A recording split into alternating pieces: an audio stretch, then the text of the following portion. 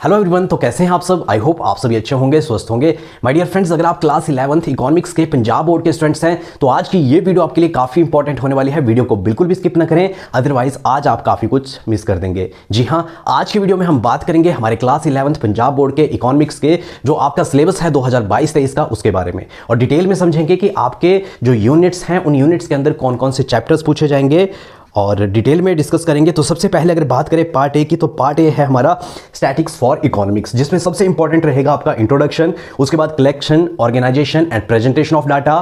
तो ये आपके जो आपका सिलेबस है इसके पॉइंट ऑफ व्यू से काफ़ी इंपॉर्टेंट है। उसके बाद इंपॉर्टेंट रहेगा स्टैटिकल टूल्स एंड इंटरप्रिटेशन। अब अगर इंट्रोडक्शन की अगर बात करें तो इंट्रोडक्शन में आपसे पूछा जाएगा statics in economics, meaning, scope, function, nature, limitation and importance of statics. उसके बाद अगर concept of statics in singular and plural sense with their characteristics. तो जो हमारा इंट्रोडक्शन पार्ट है स्टैटिक्स का, वो आपको मेरी जो प्लेलिस्ट है उसमें आपको देखने को मिल जाएगा, जो आपका कंप्लीट चैप्टर है इंट्रोडक्शन का। 4 से 5 नंबर के लिए आपका ये फाइनल पेपर में पूछा जाता है। उसके बाद बात करें collection, organisation and presentation of data की, तो कलेक्शन ऑफ डाटा में सोर्सेज ऑफ डाटा, क्या क्या सोर्सेज हैं डाटा को कलेक्ट करने के, प्राइमरी सोर्स ऑफ डाटा क्या है, सेकेंडरी सोर्स ऑफ डाटा क्या है और डिफरेंस क्या है इन दोनों के बीच, methods for collection primary and secondary data along with stability, advantages क्या क्या हैं, लिमिटेशंस क्या हैं, some important source of secondary data, census of India and national sample survey organisation NSSO। उसके बाद theory of census and sampling है, meaning of census and sample method है, along with their जो इनकी स्टेबिलिटी कहाँ है, मेरिट्स हैं, demerits हैं, मेथड्स ऑफ सैम्पलिंग है, रैंडम सैम्पलिंग है, और उसके बाद स्ट्रैटिफाइड सैम्पलिंग है, सिस्टमैटिक सैम्पलिंग है, कोटा सैम्पलिंग है। तो सैम्पलिंग के भी आपको काफ़ी पार्ट इसमें देखने को मिल जाएंगे। तो ये सारे आपको चीज़ें हमारा जो प्लेलिस्ट है उसमें आपको देखने को मिल जाएंगी। उसके बाद ऑर्गेनाइजेशन ऑफ डाटा की बात करें, meaning and types of variables हैं, meaning and types of series हैं, इंडिविजुअल सीरीज है, डिस्क्रीट सीरीज है, कॉन्टिन्यूस सीरीज है, various concept related with the formation of series. तो ये सारी चीज़ें आपको ऑर्गेनाइजेशन ऑफ डाटा में देखने को मिलेंगी। अगर प्रेजेंटेशन ऑफ डाटा की अगर बात करें तो प्रेजेंटेशन ऑफ डाटा में टैबुलर प्रेजेंटेशन है, डायग्रामेटिक प्रेजेंटेशन है, जैसे बार डायग्राम है, पाई डायग्राम है, फ्रीक्वेंसी डायग्राम है, हिस्टोग्राम है, अर्थमेटिक लाइन ग्राफ है, टाइम सीरीज ग्राफ है। तो ये सारी चीज़ें आपको किसमें, जो हमारा प्रेजेंटेशन ऑफ डाटा है उसमें आपको देखने को मिल जाएगी। अब जो हमारा सेंट्रल टूल्स एंड इंटरप्रिटेशन है, इसमें आपको सिर्फ एक ही यूनिट करना है। कौन सा है? वो है हमारा मेजर ऑफ सेंट्रल टेंडेंसी, और उसके साथ एक और है डिस्पर्सन। तो मेजर ऑफ सेंट्रल टेंडेंसी हम पिछली क्लासेस से पढ़ते आ रहे हैं, मीन के बारे में, मीडियन के बारे में, मोड के बारे में। तो ये सारी चीज़ें मेजर ऑफ सेंट्रल टेंडेंसी में आती हैं। उसके बाद हमारा आता है relationship between various measure of central tendency and choice of best measure of central tendency. Measure of dispersion के बारे में है meaning, absolute measure of dispersion, range के बारे में है, क्वार्टाइल रेंज के बारे में है, क्वार्टाइल डेविएशन के बारे में है, मीन डेविएशन के बारे में है, स्टैंडर्ड डेविएशन के बारे में है। तो ये सारी चीज़ें आपको किसमें, जो आपका डिस्पर्सन का चैप्टर है उसमें आपको देखने को मिल जाएंगी। कोएफिशिएंट ऑफ मीन है, उसके बाद कोएफिशिएंट ऑफ स्टैंडर्ड डेविएशन है, लॉरेंस कर्व के बारे में है। तो ये सारी चीज़ें आपको किसमें, मेजर ऑफ सेंट्रल टेंडेंसी और डिस्पर्सन में आपको देखने को मिल जाएंगी।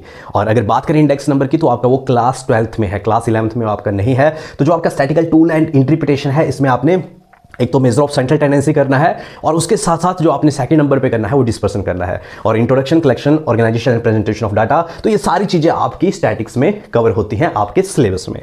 अगर बात करें हमारे पार्ट बी की, तो पार्ट बी में आता है हमारा इंट्रोडक्टरी माइक्रो इकोनॉमिक्स। तो सबसे पहले इसमें बेसिक कॉन्सेप्ट्स हैं। यूनिट 1 जो है वो इंट्रोडक्शन से रिलेटेड है, व्हाट इज़ इकोनॉमिक्स। उसके बाद है डेफिनेशंस ऑफ इकोनॉमिक्स, वेल्थ की डेफिनेशन किसने दी थी, जो मटेरियल वेलफेयर है उसकी डेफिनेशन किसने दी थी, स्कैरसिटी क्या है, ग्रोथ ऑफ डेफिनेशन क्या है, इकोनॉमिक एक्टिविटीज़ क्या है, नेचर ऑफ इकोनॉमिक्स क्या है, और पॉलिसीज क्या है, पॉजिटिव एंड जो नॉर्मेटिव इकोनॉमिक्स है उसके बीच क्या डिफरेंस है, माइक्रो और मैक्रो के बीच में क्या डिफरेंस है। तो ये सारी चीज़ें आपको इंट्रोडक्शन में देखने को मिलेंगी। What is an economy, central problem of an economy and how and for whom to produce. ये सारी चीज़ें आपको जो central problems of an economy है उसमें आपको देखने को मिलेगी। उसके बाद करें अगर पीपीसी कर्व की, तो पीपीसी कर्व एक ऐसा टॉपिक था जो कि जब आपका कोविड का टाइम था ये टॉपिक आपके सिलेबस से डिलीट हो गया था, पर अब जो टॉपिक है दोबारा ऐड हो गया है, प्रोडक्शन पॉसिबिलिटी कर्व। तो आपने ध्यान रखना कि जो प्रोडक्शन पॉसिबिलिटी कर्व का टॉपिक है वो आपके सिलेबस में इंक्लूड हो गया है। उसके बाद बात करें अपॉर्चुनिटी कॉस्ट है, मार्जिनल कॉस्ट है, shift and rotation of production possibility curve है, solution of various central problem with production possibility curve. तो ये सारे जो टॉपिक हैं वो आपके यूनिट नंबर 1 इंट्रोडक्शन में आपको देखने को मिलेंगे, जो आपकी माइक्रो इकोनॉमिक्स की इंट्रोडक्शन है। उसके बाद कंज्यूमर इक्विलिब्रियम की अगर बात करें, काफ़ी इंपॉर्टेंट रहता है, एंड थ्योरी ऑफ डिमांड, ये हमारा यूनिट नंबर 2 आता है।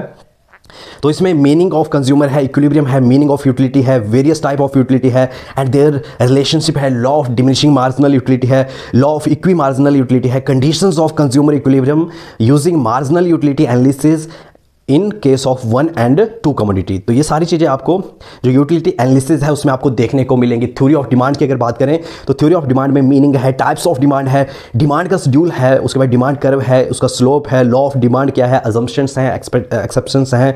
तो ये सारी चीज़ें आपको थ्योरी ऑफ डिमांड में देखने को मिलेंगी। डिटर्मिनेंट्स ऑफ डिमांड है और प्राइस इलास्टिसिटी ऑफ डिमांड, ये हमारा एक सेपरेट चैप्टर आ जाता है जिसमें मीनिंग है, degree of price elasticity of demand है, factors affecting price elasticity of demand है, measurement of price elasticity of demand with percentage method along with numericals. तो ये सारी चीज़ें आपको जो आपका प्राइस इलास्टिसिटी ऑफ डिमांड है उसमें आपको देखने को मिल जाएगी। तो कहीं ना कहीं जो हमारे माइक्रो इकोनॉमिक्स है उसमें 1st to 6th चैप्टर जो है वो आपके 1st और 2nd यूनिट में आते हैं। उसके बाद प्रोड्यूसर बिहेवियर एंड सप्लाई की बात करें, यूनिट नंबर 3 की अगर बात करें, प्रोड्यूसर बिहेवियर एंड सप्लाई की अगर बात करें तो इसमें थ्योरी ऑफ प्रोडक्शन जो है काफ़ी इंपॉर्टेंट रहता है, meaning of production and production function जो है, कॉन्सेप्ट ऑफ टोटल प्रोडक्ट है, एवरेज प्रोडक्ट है, मार्जिनल प्रोडक्ट है और concept of short run and long run है in production and law of return to a variable factor है, return to scale है, economics and diseconomics of scale है। तो ये सारी चीज़ें आपके प्रोडक्शन जो प्रोड्यूसर बिहेवियर है उसमें कंप्लीट होती हैं। थ्योरी ऑफ कॉस्ट एक सेपरेट चैप्टर है, काफ़ी इंपॉर्टेंट और इंटरेस्टिंग चैप्टर है। Meaning and types of cost है और टोटल कॉस्ट है, फिर मार्जिनल कॉस्ट है, एवरेज कॉस्ट है, एवरेज फिक्स कॉस्ट है, एवरेज वेरिएबल कॉस्ट है, मार्जिनल कॉस्ट है, उसके बाद रिलेशनशिप है इसमें और उसके बाद आपका आता है थ्योरी ऑफ सप्लाई। तो थ्योरी ऑफ सप्लाई में मीनिंग एंड टाइप्स है, सप्लाई शेड्यूल है, कर्व एंड इट्स स्लोप है, डिटर्मिनेंट्स ऑफ सप्लाई है, movement along with shift in supply curve. तो ये सारे टॉपिक आपको इसमें देखने को मिलेंगे। प्राइस इलास्टिसिटी ऑफ सप्लाई है, measurement of price elasticity of supply है with percentage method, factor affecting price elasticity of supply. तो ये सारी चीजें आपको बिहेवियर एंड सप्लाई में देखने को मिल जाएंगी जो प्रोड्यूसर बिहेवियर एंड सप्लाई है। उसके बाद कॉन्सेप्ट ऑफ रिवेन्यू है, एक सेपरेट चैप्टर है रिवेन्यू के ऊपर, meaning and types of revenue है, total average and marginal revenue है, मीनिंग एंड देयर रिलेशनशिप है, revenue curve under different market situations. Producer equilibrium के बारे में है, ये पहले जो टॉपिक था चैप्टर था ये डिलीट हो गया था, प्रोड्यूसर इक्विलिब्रियम का दोबारा आपके सिलेबस में इंक्लूड है एंड इट्स कंडीशन है in terms of marginal revenue and marginal cost approach, concept of gross profit and net profit. तो ये सारी आपकी चीज़ें जो प्रोड्यूसर इक्विलिब्रियम है उस चैप्टर में आपको देखने को मिलेंगी।